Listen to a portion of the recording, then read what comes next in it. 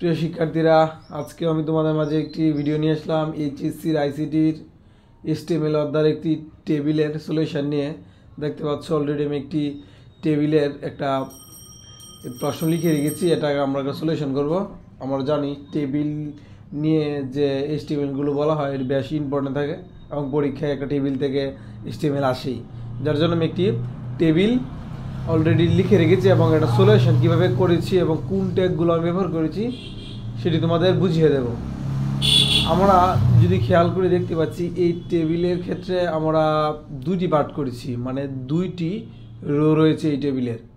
যেমন এই যে এই দিক দিয়ে ফ্রুটস এবং ফ্লাওয়ার, এই পুরোটাকে একটা রো ধরছি এবং নিচে যে একটি ইমেজ আকারে লিখেছি বা এর মধ্যে স্টার চিহ্ন দিয়ে আমি বুঝিয়ে দিচ্ছি, এটাকে বলবো ইমেজ, এবং ইমেজের জন্য একটি রো দিয়েছি। আমরা জানি টেবিল এসটিএমএল করতে গেলে রো ধরে ধরে এটাকে সলিউশন করতে হয়, যার জন্য আমরা প্রথমেই এই ফ্রুট এবং ফ্লাওয়ারের যে রোটা আছে এটা সলিউশন করব, তারপরে আমরা যে নিচের যে ইমেজের কাজটা আছে এই কাজটা করব। দেখো আমি তাহলে কীভাবে এটা সলিউশন করি। আমরা জানি যে এসটিএমএল করতে গেলে বেসিক কিছু এই ট্যাগ আছে, এগুলো দিতে হয়। মানে প্রথমে লিখতে হবে এসটিএমএল, তারপরে লিখতে হবে বডি, এবং এই এসটিএমএল এবং বডিকে ক্লোজ করতে হবে। এই যে আমাদের এই বডি এবং এসটিএমএলকে ক্লোজ করলাম, কিন্তু বাকি ট্যাগগুলো কীভাবে এলো এবং কী কারণে এনেছি আমি এটা এখন আলোচনা করব। যেহেতু এটি একটি টেবিল ছিল, যার জন্য আমি লিখেছি টেবিল বর্ডার 1। এটা আমাদের টেবিল করতে গেলে টেবিলের ট্যাগ হিসাবে আনতেই হয়, যে টেবিল বর্ডার 1 দিলাম। তারপরে যে তুমি বলেছি যে রো ধরে ধরে অঙ্ক করতে হবে, মানে টিতে টেবিল আরতে হচ্ছে রো, আমাদের টেবিল রো ধরে ধরে অঙ্ক করতে হবে, যার জন্য আমি লিখেছি টি আর, মানে টেবিল রো। এই পুরো রোটার কাজ করব, মানে ফ্রুট এবং ফ্লাওয়ারের কাজটা। তাহলে ফ্রুট এবং ফ্লাওয়ার এই পুরো রোটাকে দুই ভাগে বিভক্ত করেছে। তাহলে এই দিক দিয়ে একটা সেল পাচ্ছি, এই দিক দিয়ে একটা সেল পাচ্ছি। এই সেলটাকে আমরা রাখবো টিডি এবং এই সেলটাকে রাখবো টিডি, কারণ আমরা জানি যে সেল ধরে ধরে আমাদের এটাকে সলিউশন করতে হবে। তাহলে প্রথম যদি এই সেলের কাজ করি, আমাদের লিখতে হচ্ছে টিডি, লিখলাম এখানে টিডি। টি লেখার পরে প্রথমেই দেখতে পাচ্ছি যে ফ্রুটস লেখাটার নিচে একটু টান দেওয়া আছে, মানে আন্ডারলাইন করা আছে, যার জন্য আমাদের একটা ইউটেক ব্যবহার করতে হবে। আরেকটি কথা হচ্ছে যে আমাদের বইয়ের মধ্যে উদ্দীপকে স্পষ্ট এটা বোল্ড করা ছিল, মানে একটু গাঢ় করা ছিল, এই বানানটা একটু গাঢ় করা ছিল। সেমভাবে আমাদের এই ফ্লাওয়ারটাও গাঢ় করা ছিল। তাহলে আমরা জানি গাঢ় করা থাকলে আমাদের আরও একটি ট্যাগ ব্যবহার করতে, যেটি বি ট্যাগ বলা হয়, এবং আন্ডারলাইন করা থাকলে ইউটেক। তাহলে এই ফ্রুটস লেখাটা যেহেতু গাঢ় করা ছিল, যার জন্য আমি বিটেক ইউজ করেছি। আর এই ফ্রুটসের নিচে যেহেতু একটা আন্ডারলাইন করে, যার জন্য আমরা ইউটেক ইউজ করেছি। তারপরে ফ্রুটস যে বানানটা ছিল আমরা এই ফ্রুটস বানানটা লিখলাম। এখন কথা হচ্ছে যে এই দুইটি ট্যাগের তো ক্লোজ করতে হবে। আমরা জানি প্রত্যেকটা ট্যাগের শুরু আছে এবং শেষ আছে। তাহলে এই ইউটেক ক্লোজ করে কিন্তু আমাদের বিটেক ক্লোজ করতে হবে। এই হচ্ছে আমাদের এসটিএমএল ক্লোজের নিয়ম টেবিল এই ট্যাগের। তাহলে আমি এই এটা লেখার পরে ইউটেকটা ক্লোজ করলাম এবং বিটেকটাও ক্লোজ করলাম। আমার এই তুরুক কাজ অলরেডি শেষ।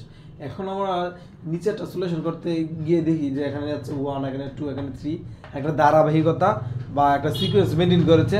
এটাকে আমরা বলবো ওএল, মানে অর্ডার লিস্ট, ধারাবাহিকতা মেনটেন করেছে, যার জন্য এখানে লিখবো ওএল এবং টাইপটা হবে যেহেতু 1, 2, 3, এর জন্য টাইপটা 1 লিখবো।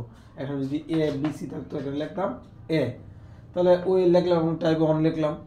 এই এখন 1, 2, 3, এখানে 3টি আইটেমের কথা বলা আছে, মানে লিস্টের আইটেম 3টি, যার জন্য কিন্তু আমি লিখেছি এলআইতে আমি বুঝিয়েছি লিস্ট আইটেম। আমার প্রথমেই লিস্ট আইটেম হচ্ছে ম্যাঙ্গো, যার জন্য আমি লিখেছি ম্যাঙ্গো। এখানে কিন্তু ম্যাঙ্গো যে লিস্ট আইটেমটা আমি ক্লোজ করিনি, এই কারণেই করিনি কারণ এই ম্যাঙ্গোর মধ্যে বেশ কয়েকটা ক্লাসিফিকেশন পাওয়া গেছে। এখন আমাদের এনে ম্যাঙ্গোর ইয়াতে আমাদের আরও 3টি কাজ আছে, 3টি লিস্টের কাজ করতে হবে, যার জন্য ম্যাঙ্গোর এলআইটা আমরা ক্লোজ করব না। এ বি সি, যেহেতু এখানে এ বি সি ধারাবাহিক ক্রমে আছে, আমরা আবার একটি ওয়েল ট্যাগের সহযোগিতা নেব, যার জন্য এখন লিখব, এর জন্য আবার লিখলাম ওয়েল টাইপ এ, যেহেতু আমাদের এ থেকে শুরু হয়েছে আমরা লিখলাম ওয়েল টাইপ এ, এবং এখানে 3টি আইটেম রয়েছে, যার জন্য আমরা লিখলাম এলআই 3বার এলআই লিখলাম এবং 3টা আইটেম আমরা এখানে ডিক্লেয়ার করলাম। জামরুপালি, লোটা এবং ফজলি, এই 3টি আইটেম আমরা ডিক্লেয়ার করলাম এবং প্রত্যেকটি ট্যাগকে আমাদের ক্লোজ করে দিতে হবে এলআই ট্যাগকে, যার জন্য আমরুপালির এই এলআইটা আমরা ক্লোজ করেছি, লোটাটাও ক্লোজ করেছি এবং ফজলিটাও ক্লোজ করেছি। যেহেতু আমাদের এই তিনটে আইটেমের কাজ শেষ, আমাদের উচিত হবে এই ওয়েলটাকেও ক্লোজ করে দেওয়া। আমরা যে ওয়েলও ক্লোজ করে দিলাম। এখন আমরা বলতে পারি যে আমাদের ম্যাঙ্গো আইটেমের কাজ সব শেষ, যার জন্য ম্যাঙ্গুর যে এলাইটা শুরু হয়েছিল এই এলাটাকেও ক্লোজ করে দেব। তারপরে আমাদের এই যে 2 নাম্বার যে আইটেমটি ছিল এটি কাজ করব, যার জন্য আমি আবার লিখবো এলা এবং লিখবো জ্যাকফ্রুট, লিখে এলাইটাকেও ক্লোজ করে দেবো। তারপরে অ্যাপলের কাজ করব, অ্যাপলের জন্য আমি আবার লিখবো এলা এবং অ্যাপলকে ক্লোজ করে দেবো, এলাটাকে ক্লোজ করে দেবো। নতুন করে এই 2 এবং 3 লিখতে হবে না, কারণ আমি অলরেডি আগে থেকে এখানে ওয়েল টাইপটা ডিক্লেয়ার করে দিয়েছি যে 1 থেকে স্টার্ট হবে এবং যে এখানে 1টা 2টা এবং এই 3টা কাজ হবে, যার জন্য আমাদের 1 2 3 লিখতে হবে না। আমার অলরেডি এই টিডির কাজ শেষ করেছি। তাহলে আমি প্রথমেই আগে ক্লোজ করব ওয়েলটাকে, যেহেতু আমাদের এই ওয়েলের কাজ শেষ। এই ওয়েল ক্লোজ করে আমাদের এই টিডিটা ক্লোজ করে দেবো, মানে পুরো সেলের কাজ শেষ করে ফেলেছি বিধায় এই টিডিটা শেষ করে দিতে হবে। তারপরে আমাদের কাজ করতে হবে এই টিডির কাজ, যার জন্য আমি আবার লিখবো টিডি এবং এই টিডি লিখার পরে দেখলাম যে এটি বোল্ড করা আছে ফ্লাওয়ার বানানটা, যার জন্য বোল্ড করা থাকলে আমাদের বিট্যাগ, এবং যেহেতু নিচে আন্ডারলাইনও করা আছে যার জন্য ইউট্যাগ দিলাম। তারপরে ফ্লাওয়ার বানানটা লিখলাম, ইউটাকেও ক্লোজ করতে হবে, বিটাকেও ক্লোজ করতে হবে। আগে করতে হবে ইউটাকে, যার জন্য ইউটাকে ক্লোজ করলাম, তারপরে বিটাকে ক্লোজ করলাম। আমার অলরেডি ফ্লাওয়ারের কাজ শেষ। এখন দেখতে পাচ্ছি যে আবার ধারাবাহিকক্রমে আমাদের 3টি সার্কেল আছে, 3টি সার্কেলকে আমরা বলি ইউএল টাইপ। হ্যাঁ, 3টি সার্কেলকে বলবো আমার ইউএল টাইপ, যার জন্য লিখছি ইউএল টাইপ এবং যেহেতু সার্কেল এখানে ডিক্লেয়ার করলাম সার্কেল। এখানে 3 জন, যার জন্য আমাদের 3টি এলআই লিখতে হবে, যে 3টি এলআই লিখেছি। প্রথমে ছিল রোজ, রোজ লিখে আমরা এলআই ক্লোজ করেছি। তারপরে ছিল বেলি, বেলি লিখে আমরা এলআই ক্লোজ করেছি। কিন্তু লিলি লিখে আমরা এলআই লিখতে পারবো কিন্তু এলআই ক্লোজ করতে পারবো না, কারণ লিলির আন্ডারে আরও আমাদের 3টি আইটেম রয়েছে, যার জন্য এটাকে এখানে আমরা এলআইটা ক্লোজ করলাম না। এই 3টি কাজ করতে হবে, যার জন্য আবার লিখলাম ওয়েল টাইপ, যেহেতু 4 থেকে শুরু হয়েছে এখানে লিখবো 4। এখানে রয়েছে আবার 3টি আইটেম, 3টি আইটেমের জন্য আমরা এলআই লিখলাম, আবার এলআই, আবার এলআই, 3বার এলআই লিখলাম এবং এই যে আইটেমগুলো ছিল এই আইটেমগুলোর নামগুলো আমরা লিখে এলআইগুলো ক্লোজ করে দিলাম।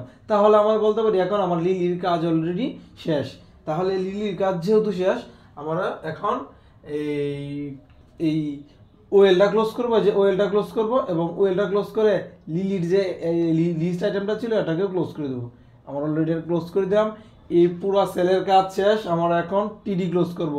এই টিডি ক্লোজ করার পর আমরা দেখলাম যে এই সেল এবং এই সেল, এই পুরো সেলের কাজ শেষ।